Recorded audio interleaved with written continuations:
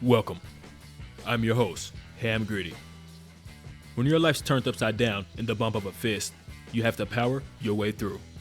So for today's Grit Report, we'll be looking at Shot Caller.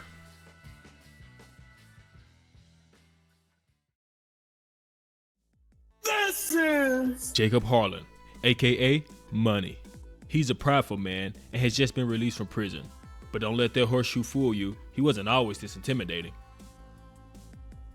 Once a stockbroking family man, Jacob was involved in an unfortunate car accident that resulted in his co-worker's death.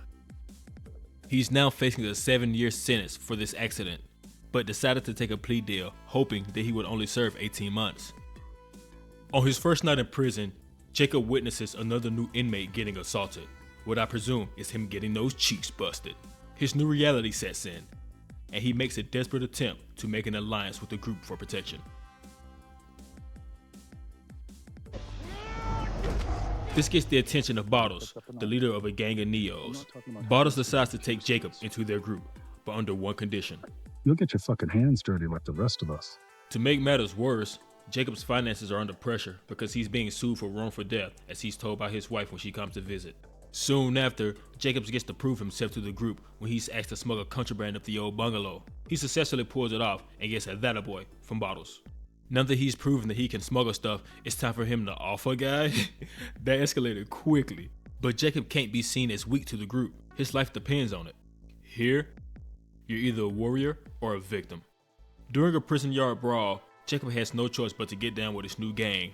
He gets caught by a surveillance camera shivving a dude, and it causes his sentence to get extended. Jacob is now being transferred to a maximum security unit, but word of his gumption gets out to the big dogs at this new unit, and he gets greeted with a warm welcome. At least here, he gets to participate in group PT. ready. Down. 1, 2, 3. 1. Eventually, Jacob gets a Dear John letter from his wife, and just as he's trying to wrap his head around his loss, some K-Brun attacks him as he's headed to the yard. Even with his hands cuffed behind his back, he works this dude, and it gets the attention of the big boss shot caller, who goes by the name of the Beast. The Beast officially welcomes him to the family. Welcome to the family, brother. Being in the maximum security unit allows Jacob to keep his nose clean, and after a lengthy 10-year sentence, he's finally eligible for parole. Jacob can now imagine a scenario where he returns to his lost family. But it's not all sunshine and rainbows. His daydreaming is cut short when the Beast orders Jacob to use his new freedom to traffic weapons for the Brotherhood. He even adds a threat to Jacob's family as a sweetener. But my boy Hingelheimer Schmidt don't take kind of threats. And this is the moment where he realizes it's over for him. He'll never be the man that he once was. The father, the loving husband.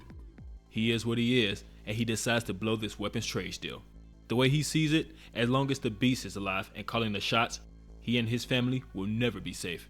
So Jacob successfully sabotages the deal and gets arrested by ATF. It lands him back in prison where he's officially fucked and given a life sentence. His bold and deliberate failure of orders gets him some FaceTime with the boss.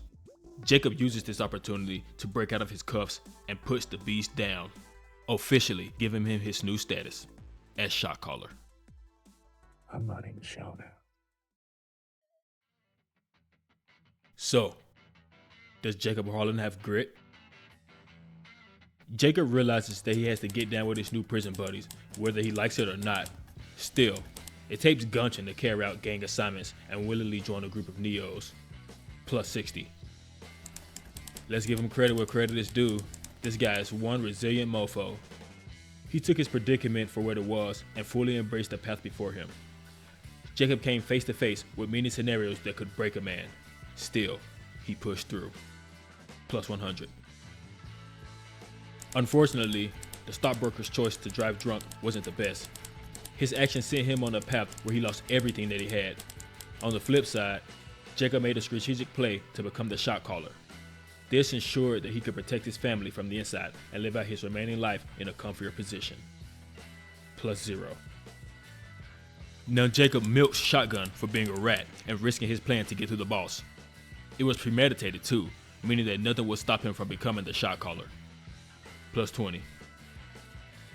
This means that after a universal base of 40 grit and an additional 180 grit, Jacob Harlan has a total of 220 grit, meaning he's a fine young man.